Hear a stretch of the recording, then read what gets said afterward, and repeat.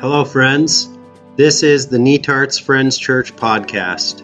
We are Jesus people, Kingdom of God people, welcoming, yearning, sharing. And we're glad you're connecting here with us. We'd love to connect in person as well. If you're inclined to support this podcast or for more information, just hop on over to netartsfriends.org.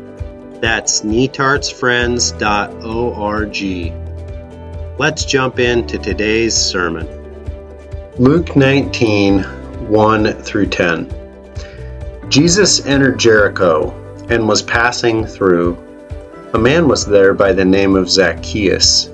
He was a chief tax collector who was wealthy. He wanted to see who Jesus was, but because he was short, he could not see over the crowd. So he ran ahead and climbed a sycamore fig tree to see him, since Jesus was coming that way. When Jesus reached the spot, he looked up and said to him, "Zacchaeus, come down immediately. I must stay at your house today." So he came down at once and welcomed him gladly. All the people saw this and began to mutter, "He's gone to be the guest of a sinner." But Zacchaeus stood up and said to the Lord, "Look, Lord, here and now I give half of my possessions to the poor, and if I've cheated anybody out of anything, I will pay back 4 times the amount." Jesus said to him, "Today salvation has come to this house, because this man too is a son of Abraham. For the Son of Man came to seek and to save the lost." All right. I want to call Zacchaeus Zach today. This might be a story you're familiar with. The story ends with Zach standing up in the room. I see him raising a glass and beginning with an old Hebrew narrative style, the way that many good stories started. "Look," or "Behold," and then he made his announcement. "Lord, here and now, I give half of my possessions to the poor, and if I've cheated anybody out of anything, I'll pay back 4 times the amount." Zach made his announcement of his own accord, his own decision, what he wanted to do. He was choosing the life he wanted. He decided to face his neighbors and the poor, the people he had hurt, cheated, and oppressed. And I wonder, how many hundreds or thousands of encounters did Zach have ahead of him? How many hours would Zach sit with his books and make decisions that ran in new directions? And what would the feeling be in Zach's heart with every coin, every bill? They weren't bills back then, but you get the idea, that he dropped into the hands of a neighbor or a poor person, because this was money that rightly belonged to them. How many people would trust that he had really changed? How many of them would sneer at him and call him names? How many would receive the money back and say, "Thanks, Zach, you're doing the right thing"? What is it that brings us to open up, to make life-altering decisions? And how is God involved in that process? People are complex. Their reasons for changing, their reasons for transformation sometimes run deeper than they even understand. And so I don't begin to think that this gospel story is some kind of a formula for making anyone change. And yet I do think it's worth making some observations that could help us see the journey of transformation and God's work differently.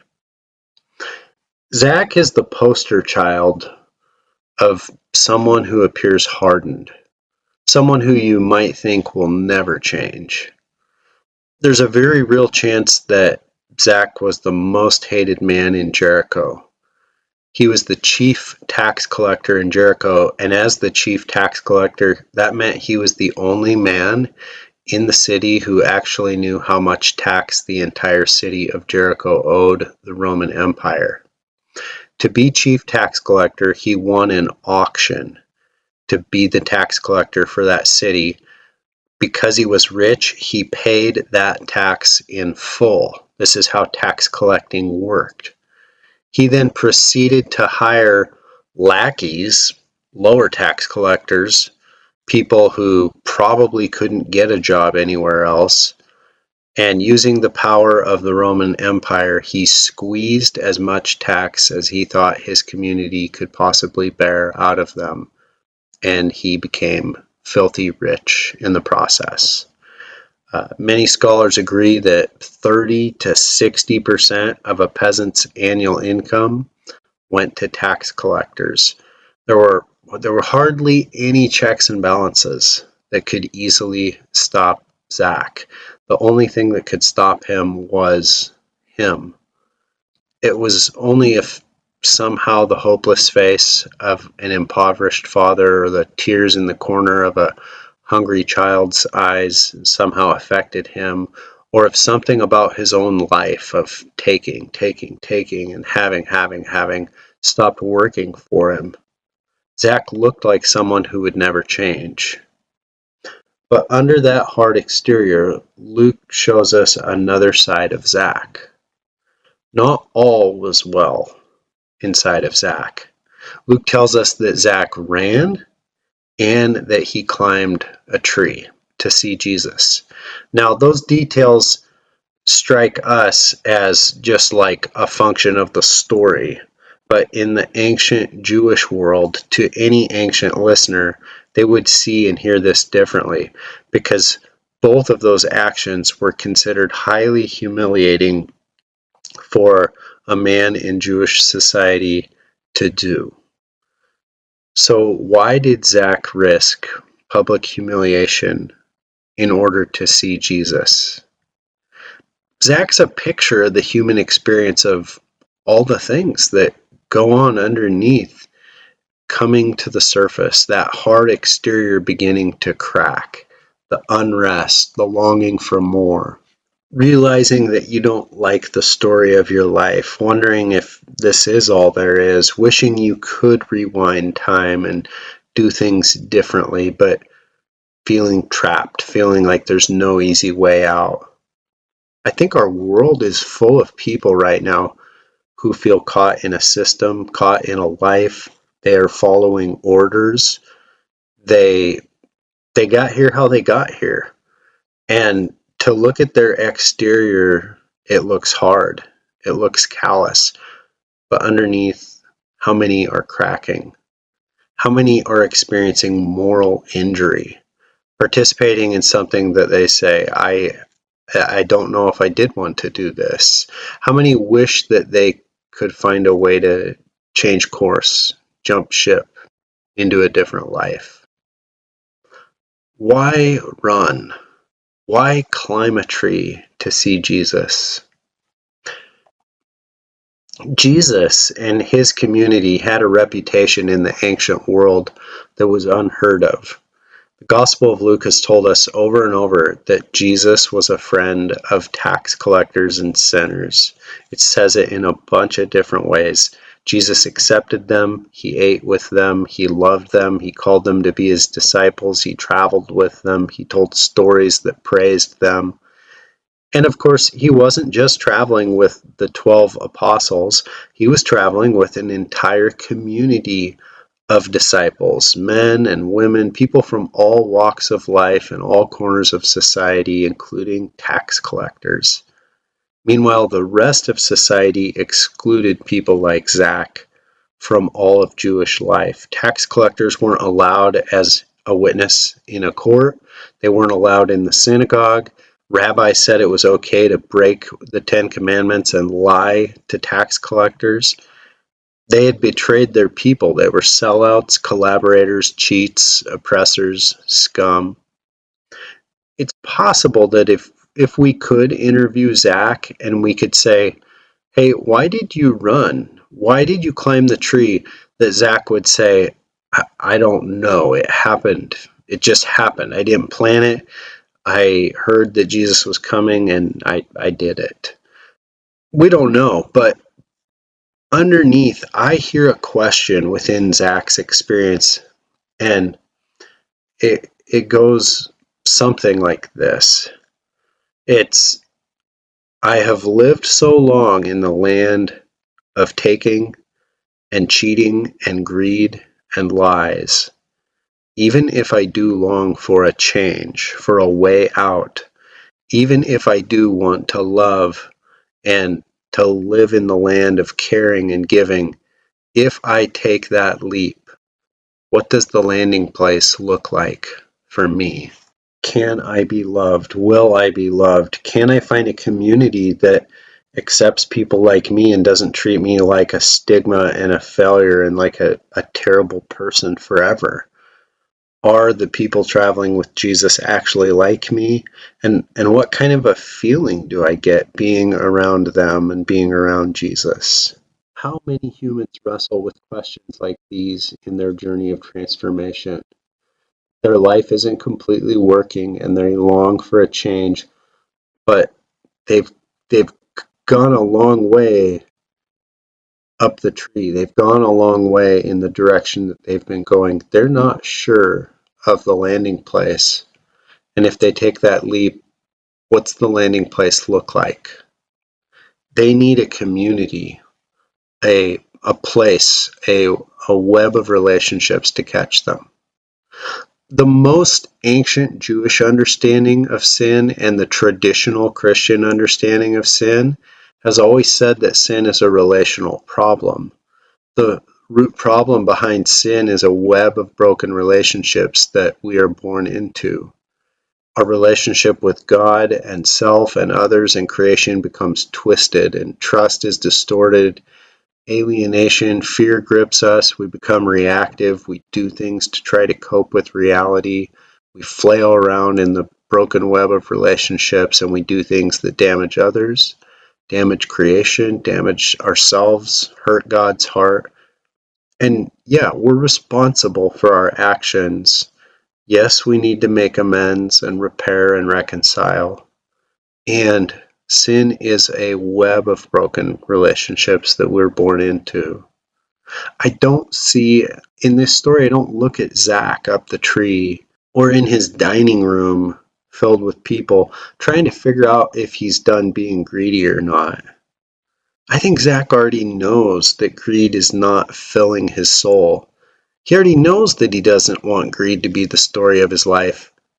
I see Zach up the tree and Zach in the dining room asking the question, can my web of broken relationships ever be whole? If I make this change, if I take this leap, am I just going to end up alone still? Will there be enough? Am I enough? And who can say all the ingredients that brought Zach to actually let go, to take that leap, to stand up in the room, raise a glass and say, look, behold, Lord, here and now I give half my possessions to the poor.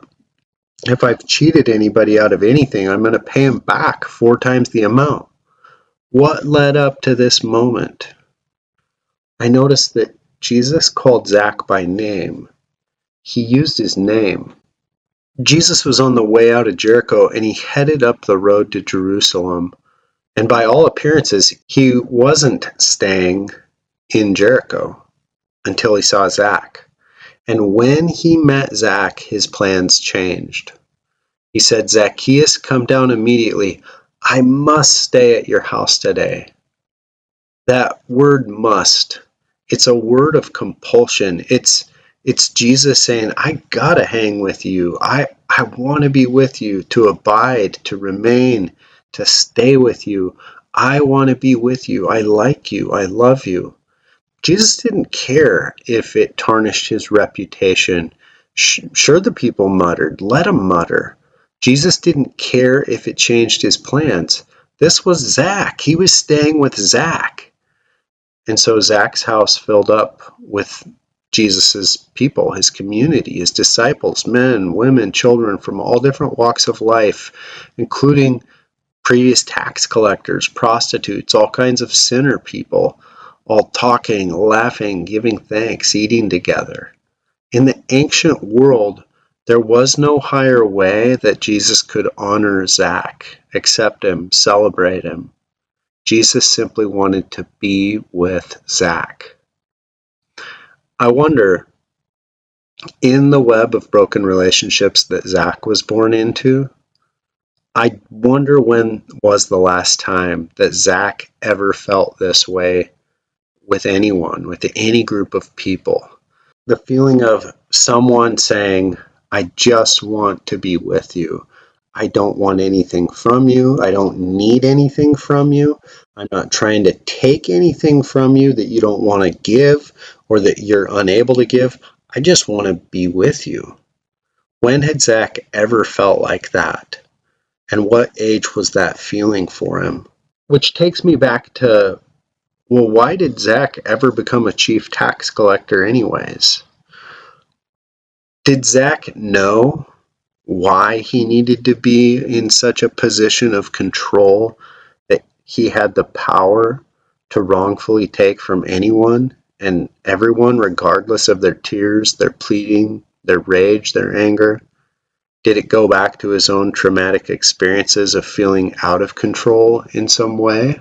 Did it go back to his own experiences of being the victim and having people take from him? Was a part of him simply trying in some twisted way to take back that sense of control? Did it go back to a web of broken relationships? Did Zach struggle with feelings of fear, scarcity, being out of control that he didn't even fully understand, that he couldn't make sense of? Modern research on genetics and trauma has found that woundedness and trauma can even be passed on genetically. They found this with children of Holocaust survivors. It's possible to inherit the wounds, the fears, the anxieties, and traumas of our ancestors. Their experiences leave a biological trace in our genetic coding. Was Zach dealing with feelings that he couldn't make sense of because they were connected to traumatic experiences of his ancestors? We don't know all of the whys for Zach. There's a lot happening in this story that is happening under the surface. And we don't know everything that was happening inside of Zach's heart that day. But I do notice what Luke does not record. When Jesus and his disciples came to Zach's house, there was no talk of sin or taxes or cheating or stealing or lying or oppression or victims or reparations, and there was no intervention. There was no trying to pry into the darkest, most vulnerable corners of Zach's heart. There was no scheduling a time to get together later for a counseling session so that Jesus could show Zach all the Bible verses that would show him how wrong he was. Jesus did not try to get Zach to pray a prayer of any kind. There was no scrutinizing, no correcting, no preaching, no offering advice, no theologizing, no making suggestions. None of that is recorded in this story. Can my web of broken relationships ever be whole? If I make this change, am I just going to end up alone still? Will there be enough? Am I enough? When Zach stood up, when he made his announcement that his life was changing, he did it of his own accord, on his own time. No one was advising him, pressuring him, convincing him, suggesting it, forcing him. Zach let go. He took a leap.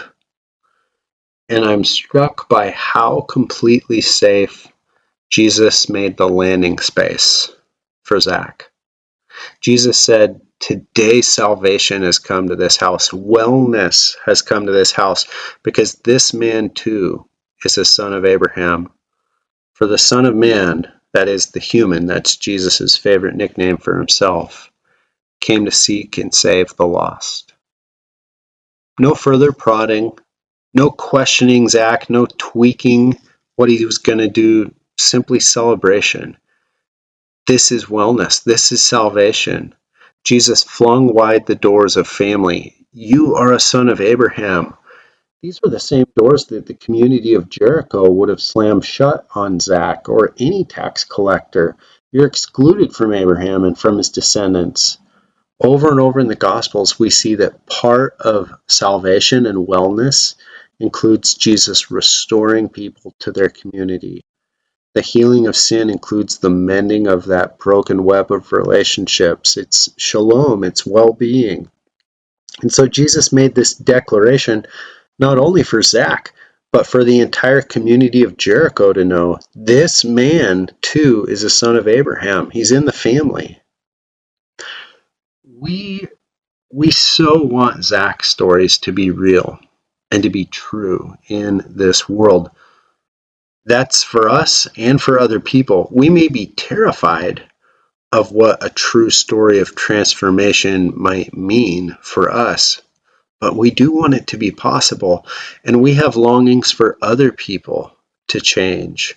We long for that broken web of relationships to find healing. We long for transformation. I'm not reading the Zach story as a formula for that, because I'm not sure there is such a thing. But it occurs to me how many of our well-intentioned efforts to push someone towards change fail to answer the questions they might be asking about the landing space before they let go, before they take that leap. Can my web of broken relationships ever be whole? If I make this change, am I still just going to end up alone? Will there be enough? Am I enough? It's not to say that sometimes people don't take the leap and change their life because someone said just the right thing at just the right time. They spoke from the heart. There were words that were spirit-led. That's real. I'm not denying that. But it occurs to me how often we think we know the declaration of life change that someone else should be making. How often we want to put the words in Zach's mouth.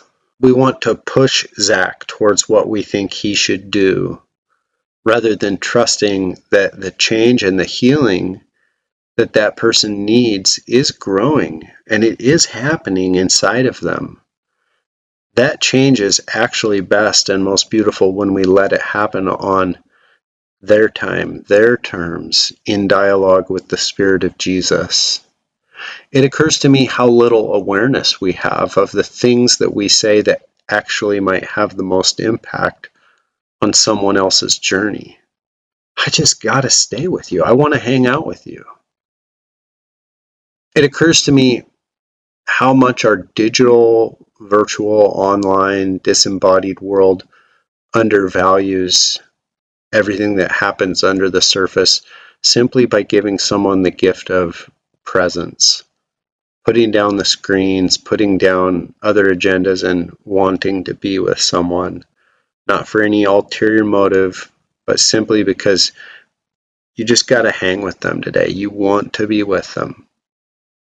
It occurs to me how much providing someone a safe landing place actually involves an entire church community being oriented around sharing all things in common, bearing one another's burdens. This is the kind of community that Jesus created, which is very different from the economic individual model of our world today. When people take real steps away from their old life, not all of them are filthy rich, like Zach. Will they actually find people who have real time to befriend them? What if the steps away from their old life put their financial security at risk, which that's a real thing? Is there a community that's actually going to help them stay afloat if everything in their financial world goes belly up? Do the people on the ground want them to jump just so that they can say, good, now you're a Christian, that's that? Or will they actually find a web of relationships that catches them, a web of relationships that is different, not perfect, because we aren't, but moving towards healing and wholeness and shalom, self-sacrificial love? What does it mean for you to walk with the Jesus who has just got to hang with Zach today? So a final reflection question. What's standing out to you in this gospel story?